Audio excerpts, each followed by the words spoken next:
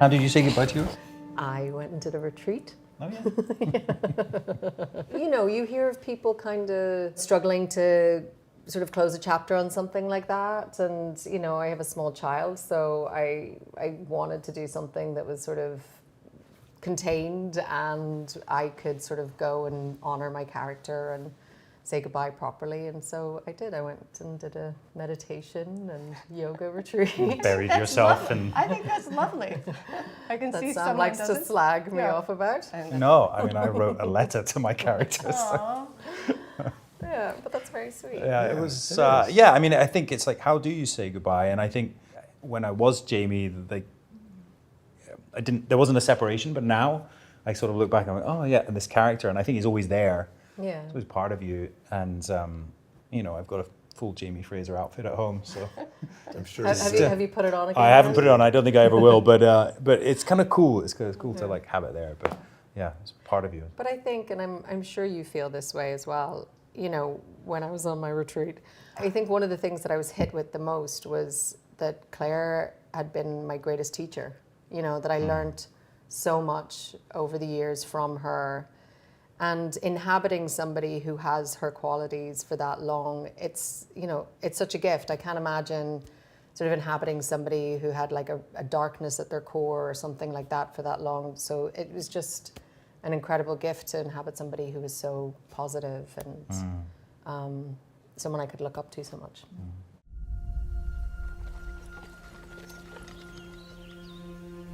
I have everything you have wanted. I hope you've had everything you wanted. The last scene we shot together, it was quite an epic moment, wasn't it? We were very aware at this real Outlander scene in bed, 7 minute long, I think. 7 pages for Seven sure. Seven pages pages, yeah. of dialogue. Claire and Jamie just, I don't know, being really sweet with each other. But behind the camera, we had, you know, all the crew came All to the watch. executives, all the production staff, a lot of the cast I think it came. started filling up as the day went. Yeah. Like the first lighting and takes and stuff. But I think, I'm not sure, did we stay in the room? Because I don't Yes, remember we did. being as Yeah. aware of No, it. no, I you don't think I guys, wanted to you go guys out. didn't pop out. We were in bed, so we were like, let's just stay in bed. It was pretty comfortable here. You know, when we scheduled this, we did it on purpose. We scheduled this as the last scene. It was, well, one, we knew for sure we wanted a scene with just the two of them. It really is a great scene. It's, you know, a combination of some book stuff and we made some adjustments. I made some adjustments to it a little bit. You know, I don't usually sit there and watch the scene being filmed and get, you know, teary-eyed, but, you know, I was welling up a little bit. Oh, did we crack the heart? Maybe. Yeah. But also, I think it is our tradition to try to end a season on a Jamie Claire scene. We Yeah. always Yeah. try to do that, and I think, and we always schedule that because it's like a nice button to the season. I have a question about when you were cutting it, because I saw the episode yesterday, and I was like, oh, we don't, because I was convinced I was going to be looking like this in the thing, and I was like, oh, it looks actually pretty together. That's Yeah. how I felt, because your close-up was the last thing we shot. Which was like, And we just felt... but I don't think there is that much of a close-up. No, Is that the reason no. there's not?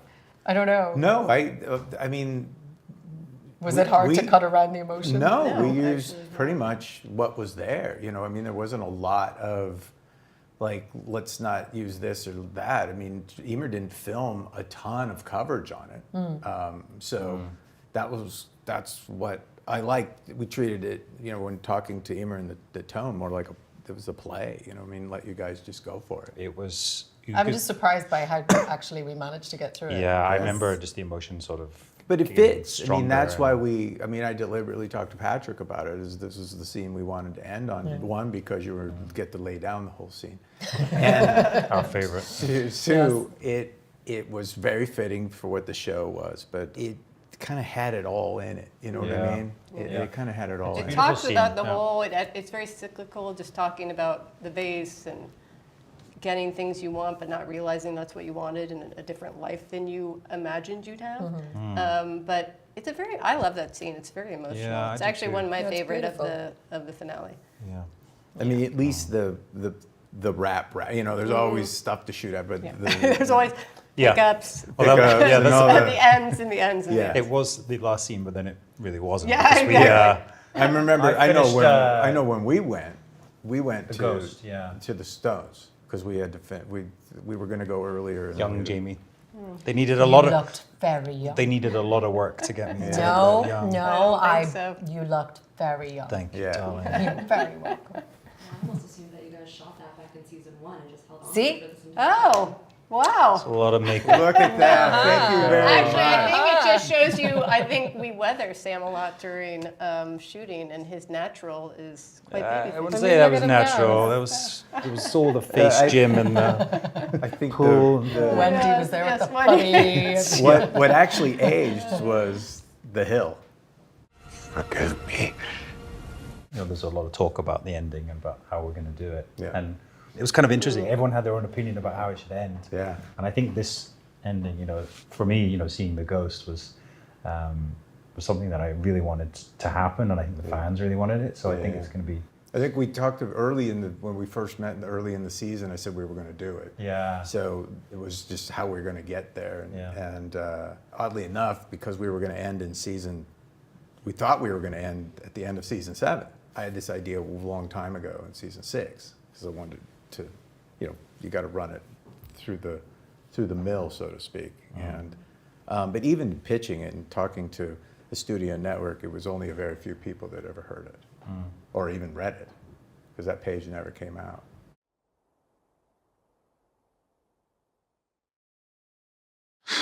I pitched the ending to Diana long before I even put it on paper. She gave me a little insight on what was going to be in book 10, not a lot, but where she was going to take it. So I wrote a couple endings that would fit that. So if the book came out and those endings, if somebody read it, they would go, oh, that fits the book. We didn't publish this full script at the table read, which you guys knew that wasn't going to be a part of it. We were, security-wise, we wanted to keep the ending, obviously, very tight. And so we read some of the alternate endings, which could have easily played.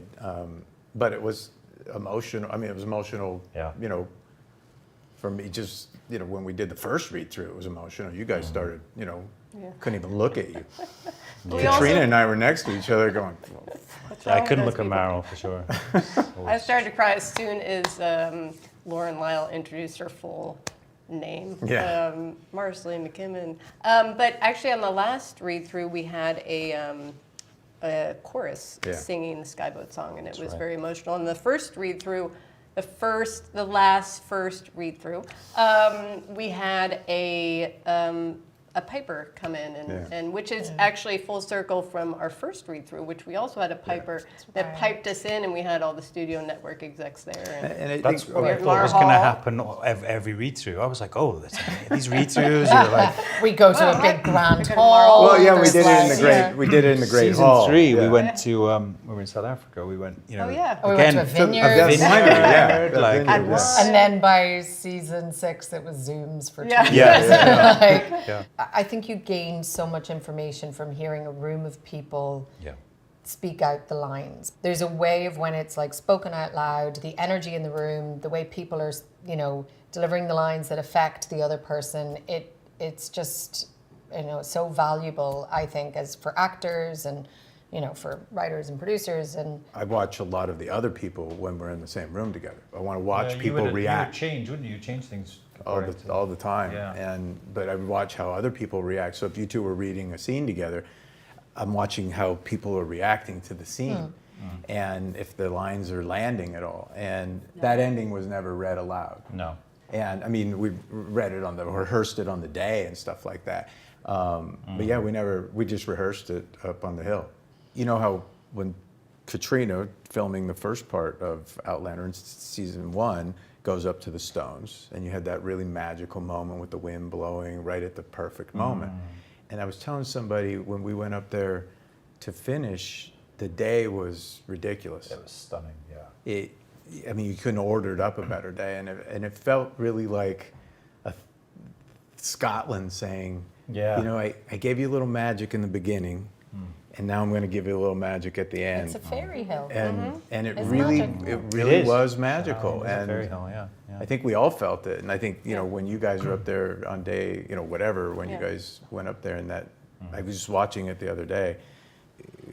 You have a shawl and you walk up real slow and you lean down and look at the flowers, and then there's a wind that blows. Yeah, we talk about that every time. Take. I know. I And would it was- turn and it would just go.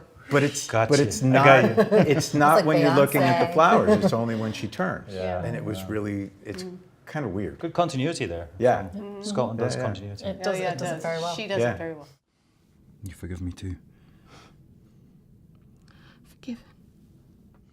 I remember walking into this room and being very nervous. And of course, I got caught in traffic, so I may have been running a few minutes late.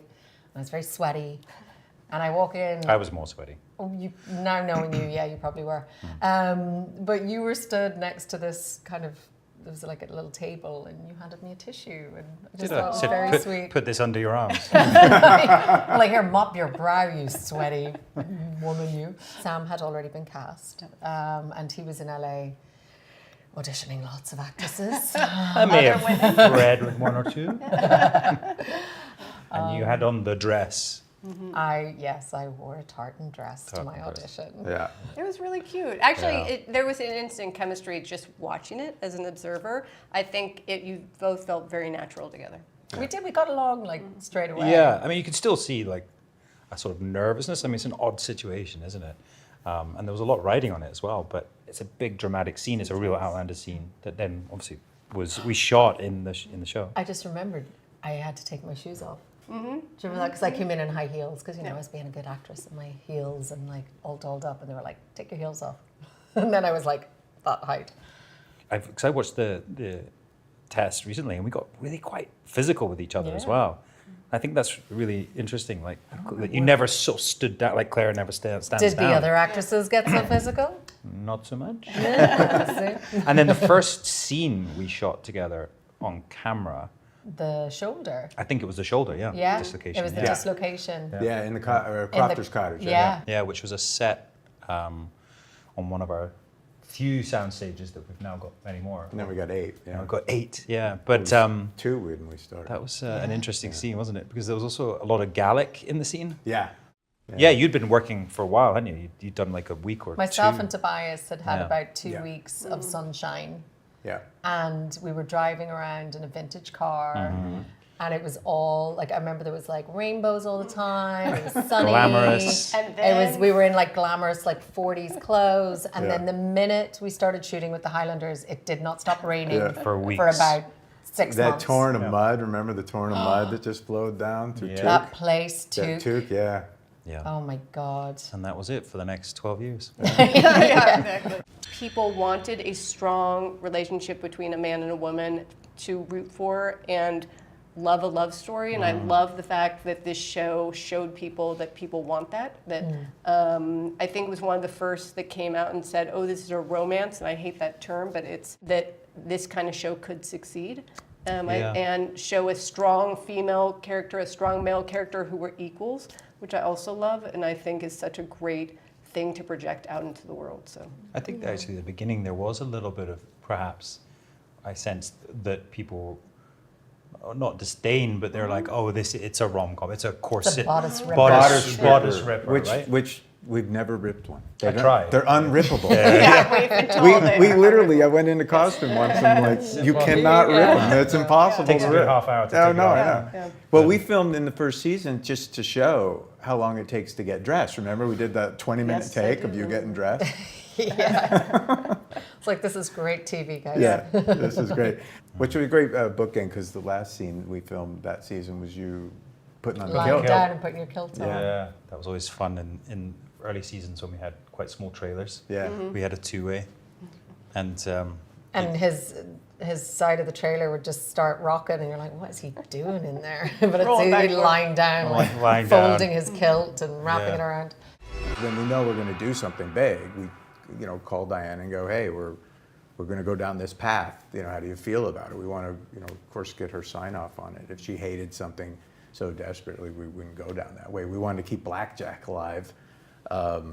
And, you know, the studio and the network really wanted to keep Blackjack alive, so we called her and asked her, and she said, I wish you wouldn't do that. So he died. You filmed it, I remember. You filmed Blackjack eyes opening again on the battlefield. Oh, really? Yeah. Yeah, we were hoping. But Yeah. Did he sort She of? said no. Yeah, she said no, so he died. And even the full circle, you know, just before when we went to Culloden Battlefield at the end of season 2, I thought it was, you know, really cool that we recreated the battlefield prior to actually seeing it. That was my moment where I kind of realized the show is going to mean a lot to a lot of people in different ways. Yeah.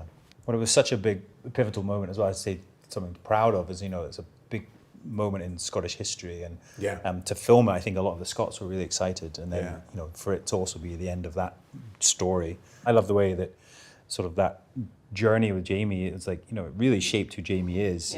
And then we died in each other's, well, he died in my arms, and it was just that weird sort of sequence where, you know, sort of all night he's just lying there with his body on top of him, and it just was amazing. And that fight actually, I think, is incredible in the battlefield. And the lighting. The light The lighting, that we got that day, that was Scotland. It made that so special. It was amazing. He's so fun to watch, Tobias. I mean, he's just such a master, and that is such a great villain because he's so mesmerizing. I think all great villains are, but his story was so interesting, and he's just such a fabulous actor in person. So it is, you know, I just love Tobias. And it was such a nice, like, counterbalance, like when you see him be so sweet and like kind of buffoonishly dreary as Frank. Like, it was just like such a sweet kind of character, and then he was And so dangerous and evil, and But also, people think Frank is a villain as well. So I mean, they're crazy. You know what I loved about the villains? That they didn't feel cookie cutter. Like each one brought something different to the table. Like Sandringham was so different than, you know, Tryon, and Galus is so different than Leary. And Galus is brilliant character. you know, all the subtle differences, so you didn't feel like you were getting Bonnet was off his rocker, you know, in a lot of ways. But he certainly didn't feel like Blackjack. We weren't repeating villains. No. And I think, like, Galus, like, that was a villain there was times that you really sympathized with her.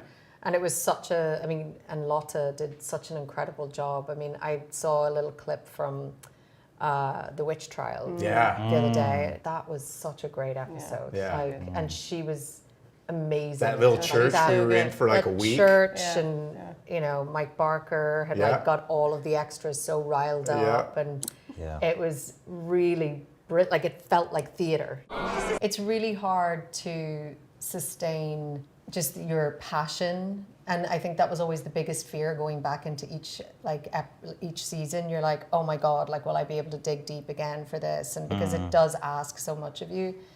And I think that, you know, having been such a inexperienced actor going into this show, I think the thing that I'm the most proud of is that I was able to work that hard and dig that deep year after year. You know, that's, if you knew me prior to Outlander, mightn't be what you would be like, yeah, her, she can do that. Like, I didn't know I was able to do that. So I think I'm proud that I could. You know, there's nothing like walking onto set every morning and just saying good morning to everybody. And like, Scottish people are so funny and they have the best banter. And that kind of thing I miss a lot. But weirdly, I also miss the thing that I thought I wouldn't miss as much, which is standing out in the forest or the hills or whatever. I miss that so much. Like, Scotland is one of the most beautiful countries, second to Ireland. And Oh, here we go. Here we go. And, it's just, I miss that. I miss that being my office. It's like it was very special. you'd curse, you know, getting up at whatever time, 4 or 5, whatever, and then you're like, oh, what? And then you're standing and watching the sun come up or wherever you are and seeing this the amazing bird song and like just so pretty and beautiful. And Thank you for watching. It's been a pleasure working with you guys and a pleasure presenting Outlander for all the amazing fans. thank you, fans. Thank you. Thank you.